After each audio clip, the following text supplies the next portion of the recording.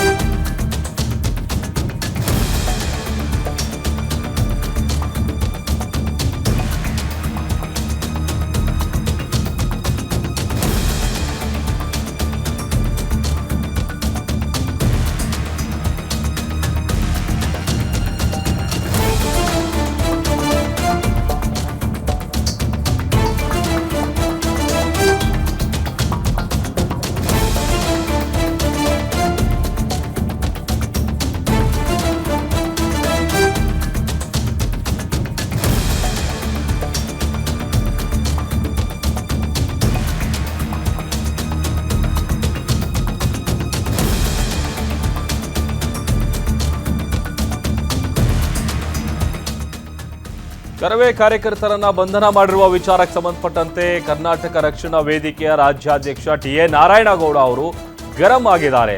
ಹಿಂದಿ ಹೇರಿಕೆ ಪ್ರಯತ್ನ ಮಾಡಿದ್ರೆ ನಾವು ಯಾವುದೇ ಕಾರಣಕ್ಕೂ ಸುಮ್ಮನಿರಲ್ಲ.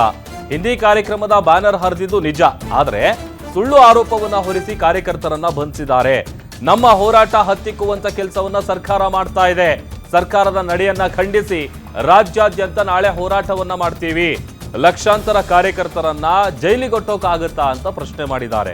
ಹಿಂದಿ ಹೇರಿಕೆ ವಿರುದ್ಧ ನಮ್ಮ ಹೋರಾಟ ಯಾವುದೇ ಕಾರಣಕ್ಕೂ ನಿಲ್ಲೋದಿಲ್ಲ.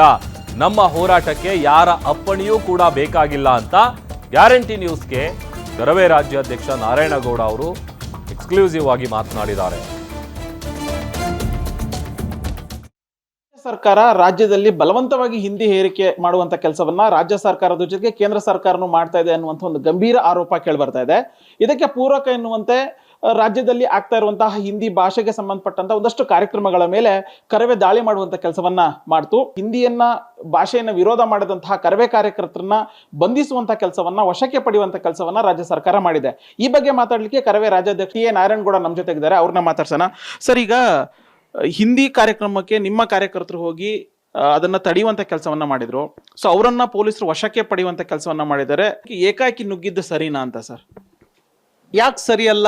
ಕನ್ನಡದ ಮೇಲೆ ಹಿಂದಿಯ ದಬ್ಬಾಳಿಕೆ ಮಾಡೋದಾದ್ರೆ, ಕರ್ನಾಟಕದ ಮೇಲೆ ಹಿಂದಿಯ ದಬ್ಬಾಳಿಕೆ ಮಾಡೋದಾದ್ರೆ, ಅವ್ರ ಮೇಲೆ ಒತ್ತಡ ಹಾಕೋದು, ಉನ್ನರ ಮಾಡೋದಾದ್ರೆ ಹೋರಾಟ ಮಾಡದಲ್ಲೇ ಇನ್ನೇನು ಮಾಡಬೇಕು? ಸರ್, ಅಂದ್ರೆ ಹೋರಾಟಕ್ಕೂ ಕೂಡ ಒಂದು ದಾರಿ ಇದೆ ಸರ್. ಅದನ್ನ ಬಿಟ್ಟು ಕಾರ್ಯಕ್ರಮಕ್ಕೆ ಏಕಾಏಕಿ ನುಗ್ಗಿ ಅದು ಬ್ಯಾನರ್ ಅನ್ನ ಹರಿಯುವಂಥದ್ದು ಸರಿನಾ ಅಂತ ಸರ್? ನೋಡಿ, ಬ್ಯಾನರು ಹರಿಯೋದು ಅದು ತಪ್ಪು ಅನ್ನೋದಾದ್ರೆ ನಾವಿನ್ನೂ ಬೇರೆ ಬೇರೆ ಎಲ್ಲ ಮಾಡಬೇಕು ಅಂತ ಇದ್ದು. ನನ್ನ ಕಾರ್ಯಕರ್ತರಿಗೆ ಹೇಳಿದ್ದೆ, ಬರೀ ಬ್ಯಾನರ್ ಕಿತ್ತು ಹಾಕ್ರಿ, ಕಾರ್ಯಕ್ರಮವನ್ನು ರದ್ದು ಮಾಡಿಸಿ ಅಂತ ಹೇಳಿದ್ದೆ.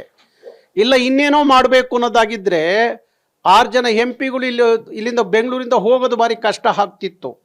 ಹಾಗಾಗಿ ಕದ್ದು ಮುಚ್ಚಿ ಹಿಂದಿಯ ಬಲವಂತವಾದ ಏರಿಕೆ ಮಾಡಲಿಕ್ಕೆ ಕೇಂದ್ರ ಸರ್ಕಾರಕ್ಕೆ ಇದನ್ನು ಹಿಂದಿ ರಾಷ್ಟ್ರ ಮಾಡಲಿಕ್ಕೆ ಹೊರಟಿದ್ದೀರಾ?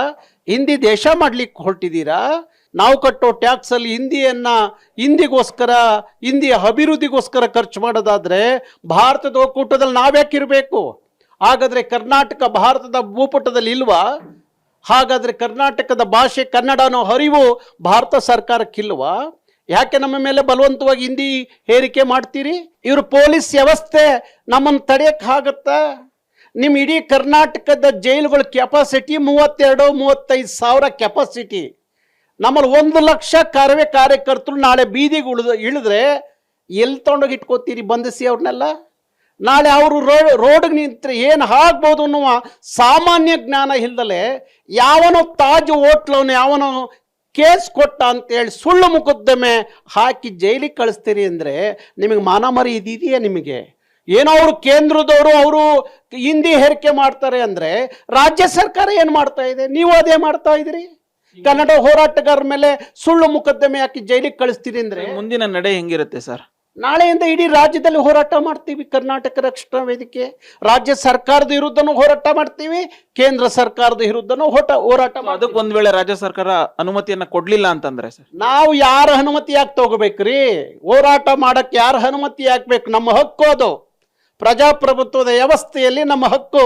ಇಲ್ಲಿ ಯಾರು ರಾಜರ ಆಡಳಿತ ಅಲ್ಲ ಇರೋದು, ಪ್ರಜಾಪ್ರಭುತ್ವದ ಆಡಳಿತ.